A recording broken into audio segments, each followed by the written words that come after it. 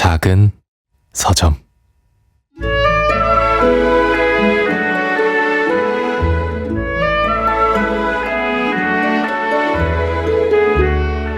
어머니의 칼끝에는 평생 누군가를 걷어먹인 사람의 무심함이 서려 있다.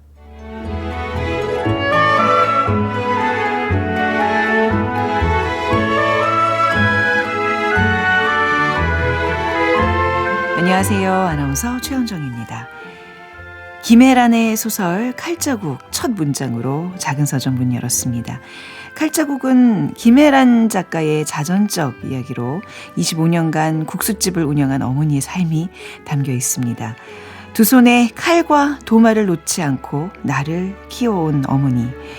좀 더 자세한 내용은 잠시 후 장유진의 책갈피에서 이어가겠습니다.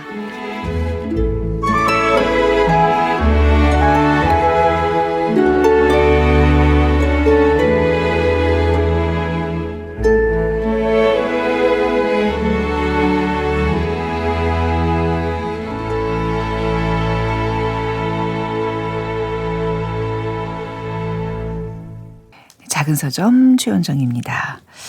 요즘 저희 서점 직원들 여러분의 그 소중한 의견들 받는 재미로 살고 있습니다. 많이 보내주세요. 홈페이지 또는 인스타그램 문자와 모바일 통해서 남기실 수 있고요. 문자 번호는 샵9730, 짧은 문자 50원, 긴 문자 100원입니다. 자, 모바일 플레이어 콩은 앱을 다운로드 받으시면 무료로 메시지 보내실 수 있습니다.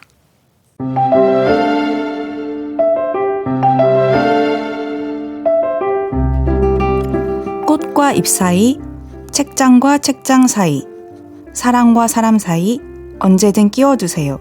장유진의 책갈피.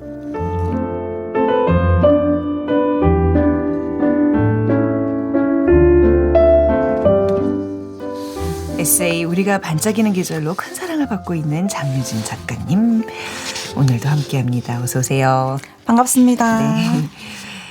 청취자 4817님께서 저녁 식탁에 따뜻한 밥 같은 작은 서점 잘 듣고 있습니다. 반갑게 인사해 주셨고요. 우리 청취자분들 그 이제 문자 이런 거 주실 때 보면 다들 작가들 같으세요. 맞아요. 그죠? 네, 네. 표현력이. 그리고 4222님께서 최현정 아나운서와 장유진 작가님 반갑습니다. 오늘도 행복한 시간 기대됩니다. 이 시간을 또 기다려 주셨어요 하셨는데 이 시간이 행복하고 기다려주신다는 것만으로도 굉장히 가슴 콩쾅콩쾅 굉장히 설레요. 누가 나를 이렇게 기다려준 적이 있나 최근? 그런 생각 좀 문득 들어요. 그쵸? 그게 라디오의 또 매력인 것 같아요. 네. 근데 그냥 다른 라디오보다도 나를 나를 그쵸, 매개로 그쵸. 해서 또 다른 작가를 만나고 다른 작품을 만난다는 맞아요. 그런 것 때문에 더 그 이 만남이 좀 크잖아요. 의미가. 자, 오늘도 여러분들의 이 만남이 헛되지 않도록 좋은 시간을 꾸려보도록 하겠습니다. 오늘 어떤 책 가져오셨어요? 네, 오늘은 김애란 작가의 침이 고인다라는 소설집 가져왔는데요. 네. 두 번째 소설집이에요. 사실 아. 김애란 작가는 모르시는 분이 이제 많이 없을 것 같기는 한데요. 김애란 작가님 이제 데뷔하실 때부터 엄청난 주목을 받으면서 데뷔하셨고 그 대한문학상 1회를 받으시면서 등단을 하셨어요. 그게 네. 이제 대학생들 대상으로 했던, 지금은 이제 유구한 역사가 쌓였는데 그때 네. 1회 데뷔를 하셔서 뭐 사실 제가 너무너무 좋아하는 작가님이에요. 그래서 하나만 고르기 어렵지만 네. 좀 이 소설집이 생각이 났던 게 최근에 그 넷플릭스 엄청 화제작 네. 폭삭 속았수다. 그거를 보는데 이상하게 그 김애란 작가님 작품 속 네. 어떤 어머니가 떠오르더라고요. 그래서 나 저 상황을 내가 어디서 소설에서 본 것 같은데 네. 어떤 상황이었냐면은 이제 그 폭삭 속았수다에서 주인공인 이제 아유가 역을 했던 그 주인공 애순이의 이제 어머니가 네. 해녀로 일하시면서 경제 활동을 막 하시고 거기서 이제 새아버지가 살짝 한량으로 나오거든요.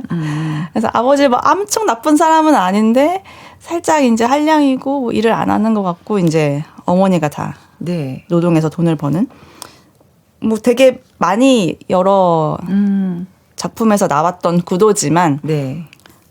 이 칼자국이라는 단편이 생각이 났어요. 그래서 이게 침이 고인다라는 두 번째 소설집에 실린 단편이거든요. 그러니까 지금 이렇게 질문을 툭 던지고 생각을 해보니까 우리 장효진 작가께서 자 이번 주에 이걸 하고 나서 이제 바로 또 스튜디오를 등지고 여기 나아가면서 다음 주에 뭐 하지 고민을 할 거 아니에요. 엄청 고민합니다. 그때 그 기준들이 이렇게 순간순간 지금처럼 그 OTT에서 봤던 그때 그 모티브랑 비슷하네 하면서 떠올리는 이런 이렇게 즉흥적인 그런 선택도 있지만 어떤 그 기준이 좀 있을 거 아니에요, 진짜.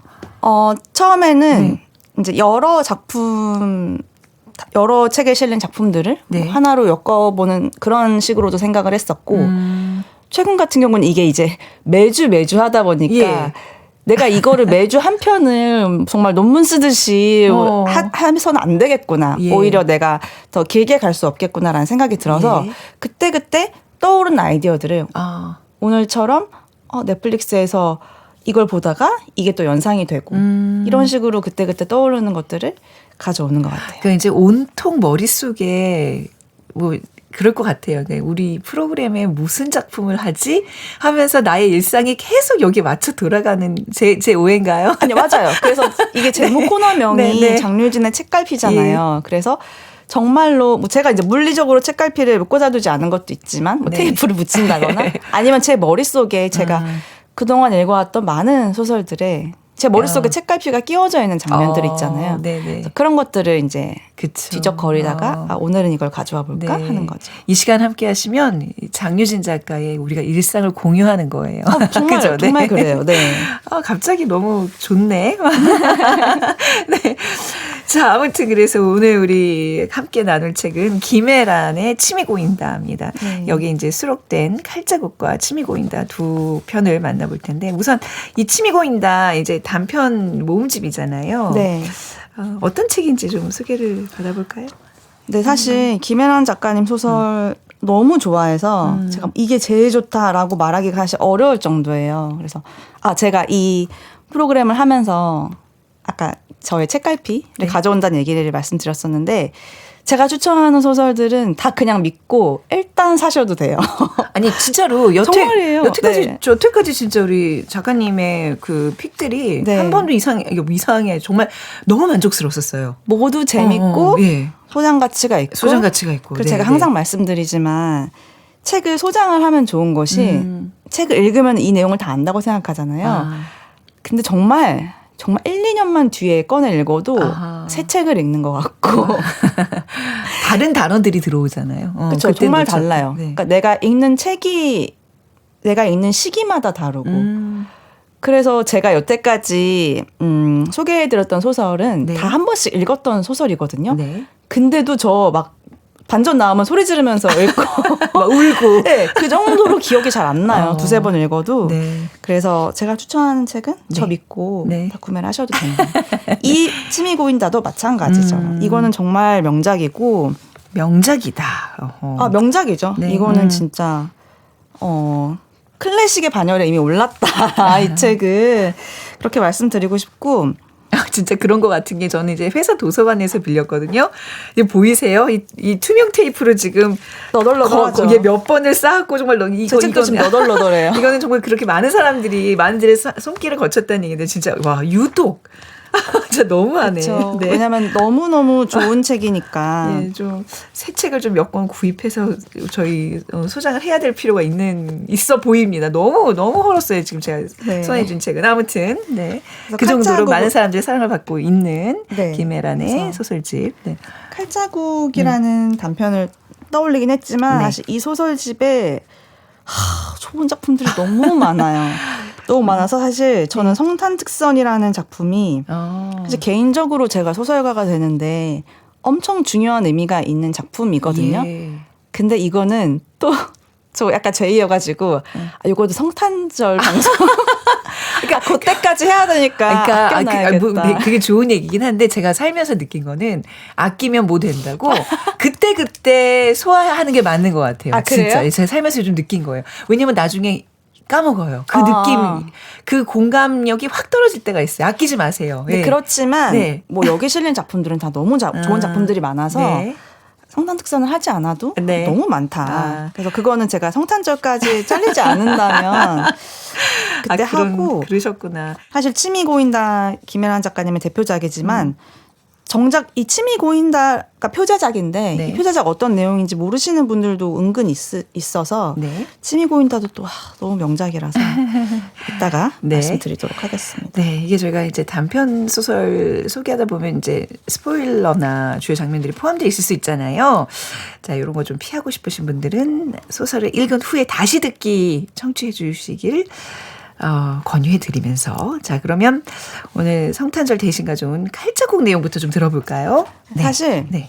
아까 스포일러 말씀하시긴 했는데 사실 스포일이라고 할 만한 게 없긴 해요. 왜냐하면 이 소설의 이제 줄거리가 되게 단순한 것이 처음 오프닝 때 최원장 아나운서님께서 어머니의 칼끝에는 평생 누군가를 걷어먹인 사람의 무심함이 서려 있다. 라는 첫 문장을 읽어주시고 칼국수집을 하면서 네. 생계를 유지한 어머니의 내용이다. 라고 말씀을 해주셨는데 정말 그 내용이에요. 그 내용이고 이 화자가 이제 어른이 되어서 네.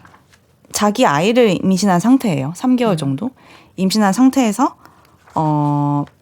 과거에 어머니의 그 모습들을 떠올리는 거죠. 그래서 네. 자기가 거의 태어났을 시절 기억나는 어린 시절부터 칼국수집에서 자라면서 네. 그 칼국수집 가게 안에 있는 자라면서 봤던 어머니의 칼질을 하는 모습을 장면 묘사를 하면서 이 내가 떠올리고 기억하는 이 어머니의 모습들이 어머니의 장례식장에서 회상을 하고 있는 거라는 거를 중간중간에 이제 알게 돼요. 네.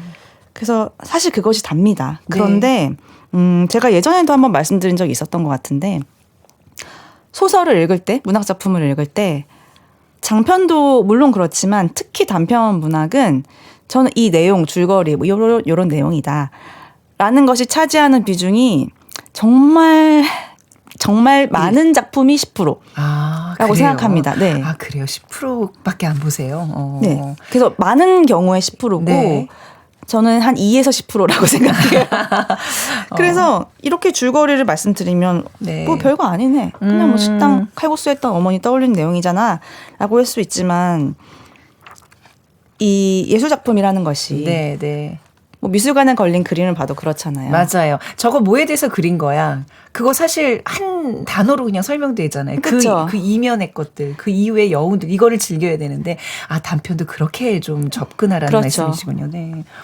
그래서 뭐 이게 뭐야? 뭐 특히 나 추상화 같은 경우에 이거 뭐 그냥 유치원생이 그린 거 아니야? 뭐 이거 뭐 그냥 빨간색 노란색 아니야?라고 할 수 있지만 그 캔버스에 그렇게 붓칠을 한 것을 네. 감상을 하는 거죠. 그런 식으로 이 작품도 어머니를 네. 어떻게 묘사했는지 어떤 장면들을 가져왔는지 그런 것들을 하나하나 읽으면 정말 너무 재밌고 명작이에요. 그러니까 첫 문장이 어머니는 내게 우는 여자도 화장하는 여자도 순종하는 여자도 아닌 칼을 쥔 여자였다.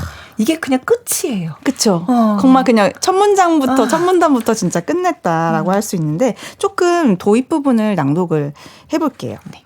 와, 이 문장 보니까 역시 문장 맛집 정말 찐 맛집이구나 생각하면서 진짜, 네. 저 한 줄 한 줄 막 저는 막 더 줄을 다 치면서 봤어요. 이거. 정말 줄 처음부터 끝까지 다 치고 싶어요. 아니 근데 이거 소설, 저는 진짜. 이제 회사에 다시 돌려줘야 되기 막 때문에 그런 지우개로 빡빡 지워서 한번 구매하셔도 반납해야 네. 됩니다. 그럴까 봐요, 진짜. 네. 지금 읽어주신 부분부터 벌써 마음이 턱한 게 끝까지 좀 그쵸. 한숨에 읽게 되는 그런 좀 동력이 있는 문장이었어요. 네. 그래서 사실 이 소설이 좋고 그리고 또 제목이 칼자국이잖아요. 네. 그래서 그 어머니의 몸에서 내가 나왔고 네. 또 지금 이 화자는 임신을 한 상태라서 자신도 이제 엄마가 될 상황인데 네. 물론 제가 앞서 말씀드린 폭삭 속았수다도 그렇지만 사람들이 그런 얘기 나오면 무조건 이제 눈물 버튼이다. 네. 그런 이유가 왜 어머니에 관련된 걸 보면 눈물이 날까? 라는 그 이유를 왜 그럴까? 라는 거를 이 칼자국을 내가 몸에 삼켰다는 표현으로 쓰신 게 네. 진짜 너무 그쵸. 너무 좋은 표현인 것 같아요. 네. 그러니까 아버지는 경제력도 굉장히 부족하고 사람은 또 좋아서 사람만 좋아. 그리우 하면서 보증은 계속 서요. 네. 그렇죠?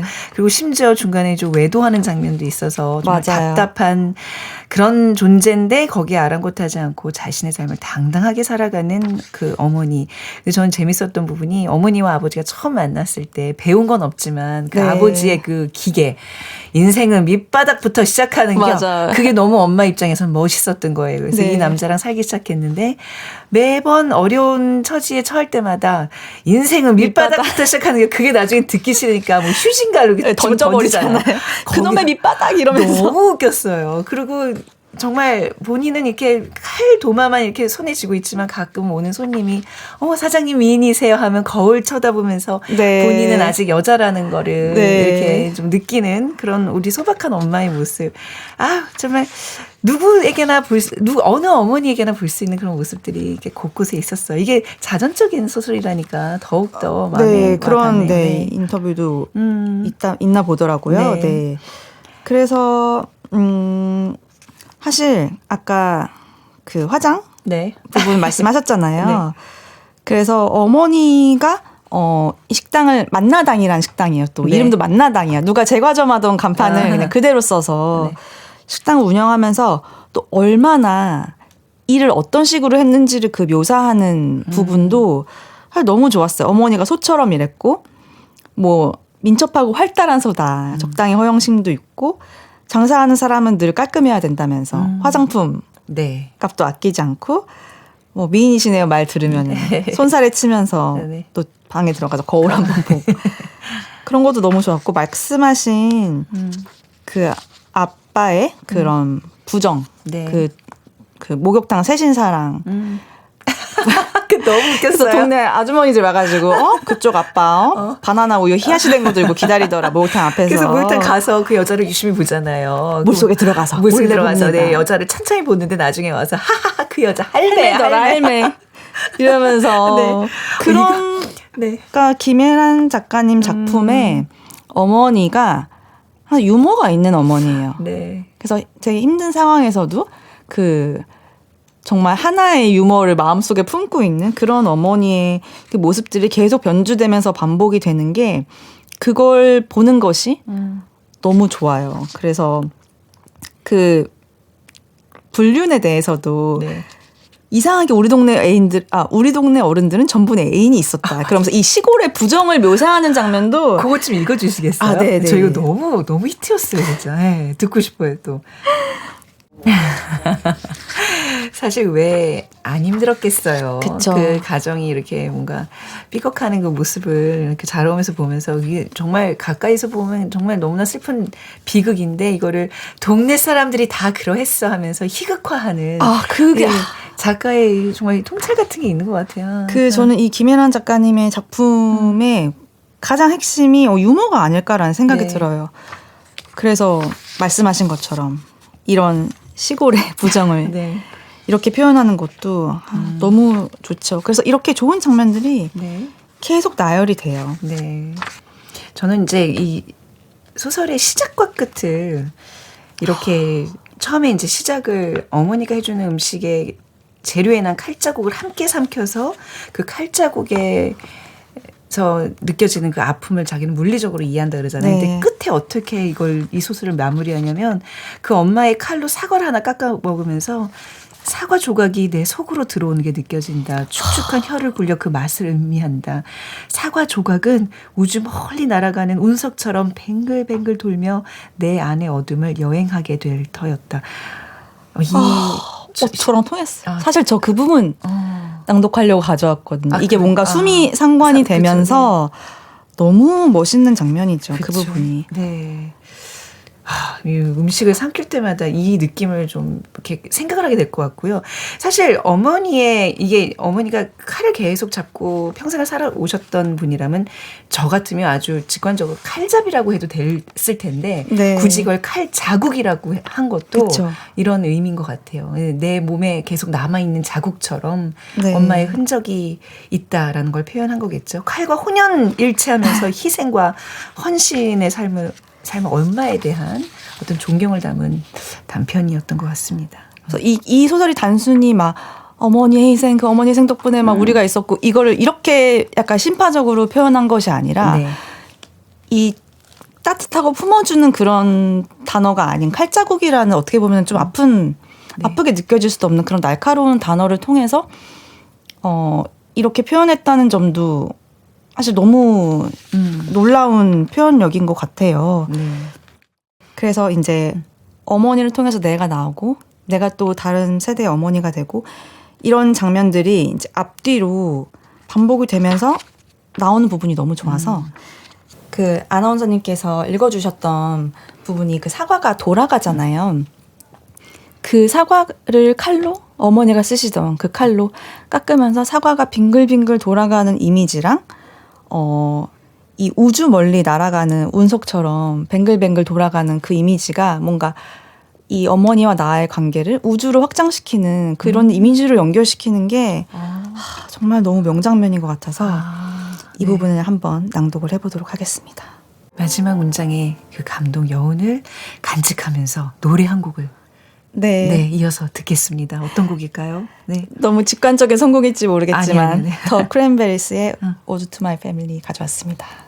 네, 작은 서점 아나운서 최현정입니다. 장유진의 책갈피 함께 하고 계십니다. 김혜란 작가의 두 번째 소설집 쉼이 고인다에 수록된 작품 소개해드리고 있는데요. 앞서서는 이제 칼자국 봤고요. 두 번째 작품은 쉼이 고인다 살펴볼까요? 네, 쉼이 고인다는 이제 이 소설집의 표제작이에요. 네. 제가 또 너무 좋아하는 소설이고요. 이 소설의 줄거리를 조금 말씀을 드려보면 네. 알람이 울리는 장면으로 시작하잖아요. 그래서 학원에서 일하는 여성 화자가 나와요. 좁은 원룸 같은 곳에 살고 네. 그런데 알람시계 끄면서 피곤하다 생각하는데 옆에 누가 있다는 사실이 드러나요. 후배가 끙소리를 낸다. 그래서 사실은 원래 혼자 살면서 학원에서 일을 하는 화자인데 후배를 모르겠어요. 이게 일시적으로 그러니까 잠시 좀 그러니까 이게 오늘 하루만 자는 것도 아니고 그렇다고 평생 같이 사는 뭐 동거 관계도 아닌데 잠시 좀 후배가 여기 살고 있게 된 상태인 거예요. 네. 그래서 이제 처음부터 궁금증을 가지면서 시작하죠. 이 후배가 왜 여기 살고 있지? 우선 저는 여자야? 남자야? 그것도 그쵸. 굉장히 궁금했었어요. 그런 것도 이제 저는 이렇게 생각해요. 단편 소설에서 앞부분에 약간 살짝의 미스테리를 넣는다. 그래서 읽고 싶어지게 만들게끔. 그래서 이제 그러면서 네. 내용이 전개가 됩니다. 이 후배가 여자 후배인데 어느 날 갑자기 찾아오잖아요. 네. 찾아와서 이 방이 13평형으로 나와요. 원룸이고 그래서 사실 혼자 살기 딱 적당한 그런 데인데 후배는 이제 낮에 자고 자기가 일할 때 자고 밤에 또 일거리도 줘요. 학원에서 이렇게 채점 같은 거 있잖아. 아니면 첨삭 같은 거. 그 일을 또 후배에게 주면 후배가 이제 장당 1,000원에 첨삭도 해주고 네. 이렇게 하는데 사실 왜 내가 후배를 집에 들일 생각을 했을까? 이렇게 돌이켜보는 거예요. 자기도 모르게. 그랬는데 이렇게 말해요. 굳이 이유를 들어야 한다면 후배의 목소리가 좋았다. 그래서 갑자기 찾아온 첫날 밤 이런저런 이야기를 들려주던 그 후배의 눈빛이랑 목소리 이런 질감 같은 것이 마음에 들어서 내가 그랬나? 왜냐하면 이 말인 즉슨 이 화자도 굉장히 충동적으로 네. 그래 너 여기서 그럼 좀 지내 라는 결정을 충동적으로 했다는 말이잖아요. 그래서 내가 왜 그런 선택을 했을까를 돌아보면 그 목소리가 좋았다라고 하는데 과연 그때 후배가 어떤 말을 했을지 또 궁금해지잖아요. 네. 그래서 읽다 보면은 그 첫날 후배가 좋은 목소리로 했던 그 말이 뭔지 나와요. 이 장면이 이 장면도 또 명장면입니다. 이 장면을 후배가 처음 왔을 때 말하던 장면 그 이야기가 어떤 이야기냐면 자기가 어머니가 자기를 도서관에 버리고 갔던 장면에 대해서 이야기를 하는 거예요. 근데 네. 그런 거 있잖아요. 많이 안 친한 사이인데 갑자기 자기 되게 남한테 하기 힘든 비밀 얘기 같은 거 갑자기 하면 막 당황스러운 그런 경험 있으세요? 혹시? 하지 마, 제발 하지 마. 알고 싶지 않아. 왜 이렇게 듣고 되잖아요. 싶지 않은데 네. 그래서 그런 이야기를 들을 때 당황을 하는 거예요. 이 선배이자 화자가 그런 이야기를 하고 가기에 이 13평 원룸이 너무 좁지 않냐. 이러면서 당황을 하지만 후배가 계속 좋은 목소리로 그 얘기를 해주는 거예요. 네네. 그 부분을 좀 낭독을 해보도록 하겠습니다. 네.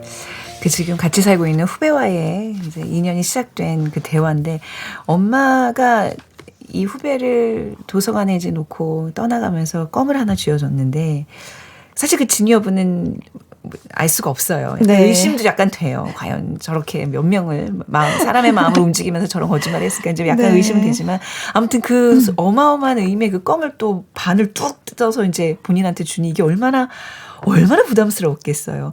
왜 사람을 집에 들인다는 거는 그 사람이 그냥 물리적으로 한 사람이 딱 들어와 있는 게 아니라 그 사람의 인생, 그죠? 그 사람의 그쵸. 우주를 몽땅 네. 같이 드리는 건데 13평짜리 그 원룸에 드는 것도 굉장히 버거운데 이 어마어마한 아픔까지 내가 떠안아야 돼? 이게 굉장히 작가한테는 이 주인공한테는 네. 부담이 되는 행위였을 것 같아요. 네, 그리고 앞서 설명을 드리고 읽었으면 좋았을 텐데 다시 설명을 드리자면 이 껌을 주잖아요. 이 껌이 어떤 의미가 있냐면 어머니가 도서관에 너 잠깐 여기 있어 라고 하면서 가서 돌아오지 않잖아요. 네네. 근데 그때 손에 쥐어줬던 껌 한 통인 거예요. 그래서 네. 씹고 기다리다가 네. 마지막 하나는 네, 못 네. 씹었다. 근데 그 껌을 갑자기 내 눈앞에서 북 찢으면서 그걸 어떻게 줄 수 있지? 그래서 네. 부담스럽지만 또 후배가 그 이야기를 네. 너무 아름다운 목소리를 말했다. 이거 모르겠어요. 제가 아까 화자라고 말씀을 드렸는데 네. 그녀라고 나오는 걸 보니까 사실 화자라고 하면 안 되겠네요. 엄밀히 말하면 주인공, 이 집의 원룸의 주인. 내 입장에서는 몰라 목소리가 좋았어. 그래서라는 게 지금 읽으니까 어떻게 보면은 좀 핑계처럼 자기 자신을 납득시키기 위한 네. 핑계처럼 들리기도 하는데 아무튼 뭐 너무 명장면이죠. 침이 고여요. 네. 아직도. 그러니까 이제 이 침이 고인다는 게 우리는 보통 뭔가 맛있는 거를 상상할 때 침이 고이잖아요. 그쵸. 그렇죠. 근데 이제 이 후배는 나와 소중한 인연과 이제 끝을 맺을 때 뭔가 이별할 때 침이 고인다고 그러잖아요. 이게 반사작용으로. 그쵸. 네, 다른 사람과 달리 이제 침이 고이는 건데 이 침이 고이는 계기가 또 한 번 있어요. 그쵸. 네. 그 부분을 제가 네. 마지막에 낭독을 하도록 하고 네. 그러면 이 후배와 후배가 자기의 그런 아픈 얘기를 하고 밤에 하면은 그럼 행복하게 영원히 살았을까요? 그럴 수 없잖아요. 그쵸. 사실 남남인데. 나도 그쵸. 네. 남남이죠. 그래서 사실 친동생하고도 13평 원룸에서 오래 사는 게 다툼이 있고 할 텐데 그래서 슬슬 이 그녀라고 표현된 이 원룸의 주인, 네. 이 주인공이 눈에 거슬리기 시작하는 그러니까 거예요. 약간 이제 헤어질 결심을 하면서 단점을 계속 보기 시작하는 그쵸. 거예요. 근데 이것도 그래서 이 후배가 어느 순간부터 눈에 거슬리는 네. 장면 하나하나 묘사하는 게 사실 너무 공감이 되고 내가 마치 이 주인공이 된 것 같은 네, 느낌이 네. 들어요. 그래서 네. 그녀의 집에 이 후배가 살았지만 언제까지라는 말은 안 한 거예요. 누구도 꺼내지 않았고 불필요해 보였지만 설마 눌러 앉진 않겠지. 라는 생각을 하지만 사실 또 기한이 없다는 것이 또 그렇게 만들잖아요. 그래서 어느 순간 퇴근 후 현관에 섰는데 저 안에 후배 없었으면 좋겠다. 이런 생각을 하는 자기 자신을 발견을 하는 거죠. 그리고 자꾸 단점이 거슬리는 거예요. 휴지를 좀 예쁘게 쓰는 것 같네. 하고 심지어는 옷을 좀 유치하게 입네 쟤는. 그러면서 내 감각을 나무라네 이런 생각들도 하고 나중에는 쟤 물을 너무 조금 마신다. 제 별다 미워 보여. 젓가락을 이상하게 준다. 그리고 네. 발가락에 있는 옹이도 보기 싫고 쟤는 얼굴이 너무 번들거려. 막 이런 식으로 하나하나 이제는 좀 나갔으면 좋겠다라는 생각을 하는 거예요. 근데 심지어 낮에 학원으로 출근을 하잖아요. 네. 그러면 그 집을 이 후배가 다 쓰는 거예요. 네. 낮 동안. 그러면서 내가 이 책이 나오던 시기는 이제 넷플릭스가 없던 시기죠. 그래서 정성스럽게 다운 받아가지고 영화 해놓고 막 즐겨찾기 해놓고 이런 것들을 후배가 보는 거예요. 그래서 내 취향이 도둑맞았다고 느낀 거죠. 그러니까 내가 이렇게 저렇게 알아봐서 고른 영화, 네. 고른 음악 이런 것들. 그래서 그런 것들까지 하나하나 제 생각에 이 화자는 약간 이 후배가 나보다 조금 불우하니까 나보다 미치다. 내가 걷어줬다라고 네. 생각을 했을지도 모르겠어요. 베풀었고 그쵸. 얘는 한없이 나에 대한 고마움이 있을 거라고 생각을 해요. 그쵸. 네네. 그런데 어느 날은 후배가 와인을 마시는 거예요. 네네. 근데 이런 말을 합니다. 너 와인도 마시니? 퇴근을 하고 왔는데 후배가 와인을 마시고 있는 걸 보고 너 와인도 마시니? 이러면서 이 문단이 딱 끝나는데 그러면서 이 후배는 이제 나가야겠구나 라는 생각이 들었어요. 네. 그런데 정말 나가요, 후배가. 그것도 얘기를 하고 나가는 게 아니라 짐을 이제 싹 챙겨가지고 네, 그냥 후련히 떠나버리더라고요. 네. 왜냐면 첨삭 아르바이트를 맡겼는데 또 이런 사건도 있잖아요. 첨삭 아르바이트 맡겼는데 잘못 고친 거죠. 네. 그러니까 맞게 쓴 거를 틀리게 고치고 그래서 막 야 이게 장당 1,000원이라고 뭐 무시하냐? 이것 때문에 우리 학원 이미지 손상되는 거야. 이런 일들이 발생을 하니까 후배가 이제 네. 떠나게 됩니다. 어느 날. 자, 그렇게 해서 이제 이 두 사람의 동거는 끝이 나는데 저는 이제 여기 마무리하면서 이 소설의 좀 재밌었던 포인트는 이 후배가 처음 이제 들어왔을 때 좀 더 있으라고 이제 이 집주인이 얘기를 하니까 이 주인이 보통 우리가 누가 이렇게 날 걷어주면 정말 너무 감사해요. 이래야 되는데 이 후배는 괜찮으시겠어요? 라고 얘기를 해요. 그래서 이게 맞아요. 무슨 뜻이지? 괜찮냐는 거는 배려를 가장하며 책임을 미루려고 하는 말이 아니었을까? 이렇게 의심을 가졌는데 끝날 때도 이제 이러이러해서 이제 우린 그만 살아야 될 것 같아 라고 얘기하면 제가 뭐 잘못했나요? 미안해요. 그동안 너무 신사면 이렇게 얘기해야 되는데 괜찮아요, 언니. 그러니까 처음에도 괜찮겠어요? 마지막에도 괜찮아요. 뭐지 이거는? 왜 자기가 네. 괜찮은지. 네. 아무튼 그 부분이 좀 유머러스한 것 같아요. 저는. 맞아요. 네. 그래서 이런 캐릭터는 이제 소설을 덮고 나서도 네. 잊히지가 않죠. 그렇죠. 네. 그래서 결국에는 후배가 나가고 예. 내가 이제 내 23평 원룸을 마음껏 누리는 거예요. 네. 그래서 내가 다운받아 놓은 거 혼자 막 즐겨야지 하면서 이제 마지막 장면이 끝나는데 여기도 어떻게 보면 약간 수미상관적인 구성이 있어요. 그거 들어볼까요? 네, 네네. 이 부분을 읽어보도록 하겠습니다. 누군가의 그 이제 만남과 이별을 떠올리면서 요거 이제 이 작품 읽으면 또 많은 생각이 좀 들 것 같습니다. 오늘 김혜란의 침이 고인다 수록자 칼자국과 또 침이 고인다 두 작품 만나봤습니다.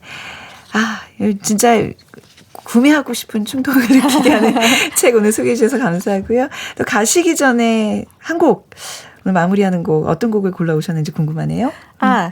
제니의 네. 트윈이라는 곡을 골랐는데 왜요? 사실 이게 한때는 같은 집에 어쨌든 살 정도로 되게 친밀하게 막 지냈잖아요. 네.